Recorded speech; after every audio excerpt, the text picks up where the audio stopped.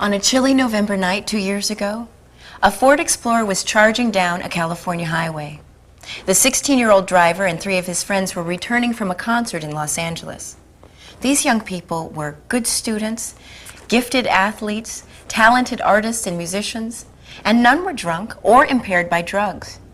They were, however, driving too fast, and the driver lost control of the car. The car went into a ditch and hit a tree. The driver and 1 passenger were killed. The other 2 passengers escaped with severe injuries. One of these passengers was my nephew. Today he is finishing high school in a wheelchair he will occupy for the rest of his life. Unfortunately, tragic auto accidents involving teenage drivers are much too common in all parts of the United States.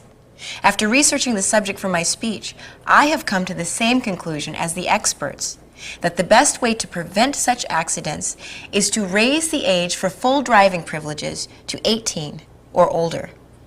I know from my audience analysis questionnaire that most of you oppose such a plan.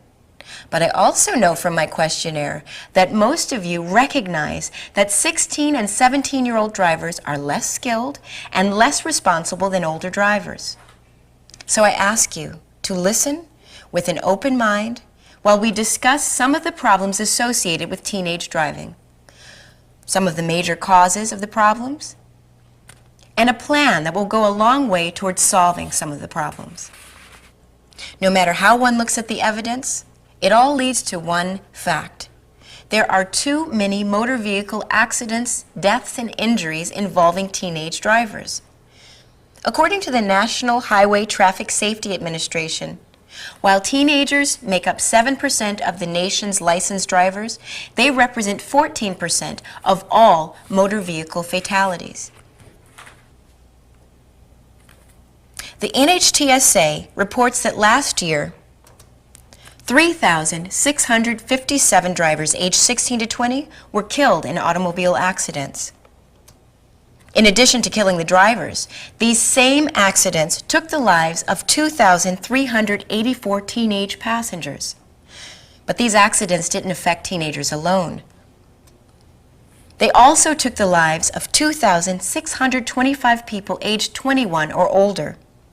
So the total number of people killed last year in automobile accidents involving teenage drivers was 8,666, almost exactly the number of full-time students at this campus.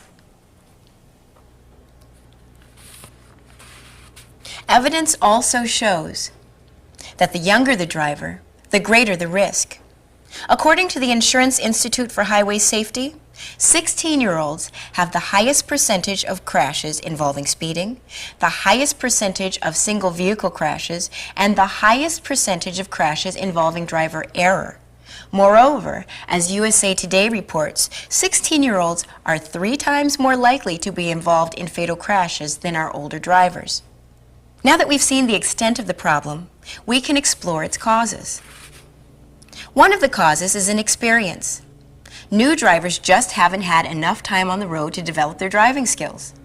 But inexperience is far from the only cause of the problem. After all, there will always be inexperienced drivers, even if the driving age is raised to 21 or even to 25. A second cause is revealed by brain research. Findings from the National Institute of Mental Health show that the brain of an average 16-year-old has not developed to the point where he or she is able to effectively judge the risk of a given situation. Dr. Jay Geed, who led the research team that conducted the study, states, when a smart, talented, very mature teen does something that a parent might call stupid, it's this underdeveloped part of the brain that has most likely failed. Stephen Lowenstein, a medical professor at the University of Colorado, has just finished a 5-year study comparing the traffic records of 16-year-old drivers to drivers aged 25 to 49. His conclusion?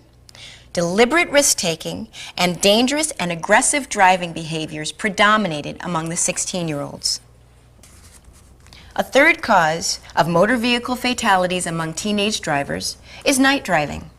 According to the Washington Post, when 16-year-olds get behind the wheel of a car after dark, the likelihood of having an accident increases several times over.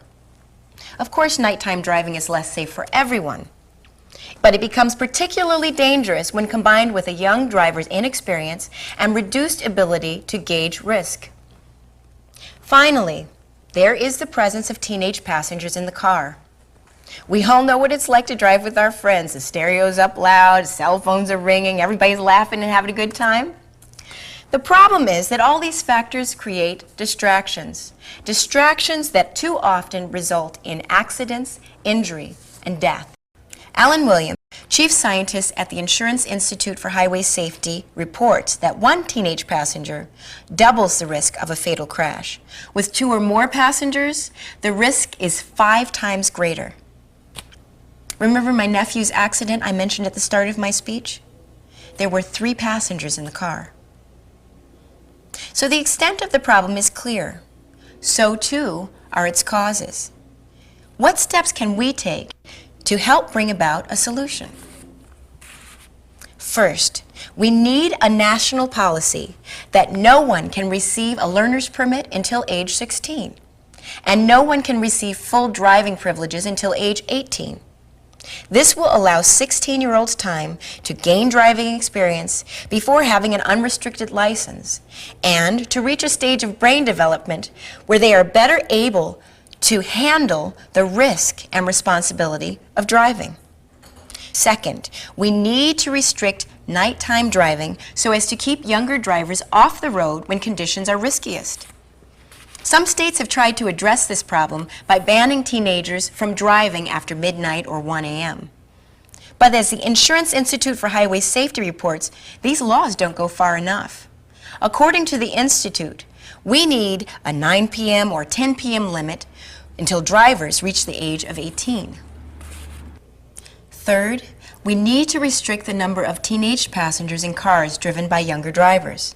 In fact, says Kevin Quinlan from the National Transportation Safety Board, passenger restriction is the first and foremost measure you can take to reduce teenage driving fatalities. According to Quinlan, the optimal policy would be to bar drivers age 17 or younger from having any passengers in the car unless the riders are adults or family members. Drivers from the age of 17 to 18 should not be allowed to carry more than 1 teenage passenger. Now, I know all of this might sound harsh and perhaps inconvenient, but the evidence is clear that it would save a significant number of lives. If you want to discuss harsh, said one father whose 17-year-old son died in an accident 3 years ago, I can talk to you about harsh. It's being awakened at 2:30 in the morning by the State Patrol, telling you that your son has just been killed. Everyone in this room has lived to college age. But this year alone, thousands of teenage drivers will not live that long. And they won't live that long due to factors that we can prevent. There's no way to solve all the problems we encounter on the road. But we can do something to help save the lives of younger drivers and make the roads safer for all of us. As I said earlier, this might sound harsh or inconvenient, but I know my nephew would gladly trade both for the chance to walk again.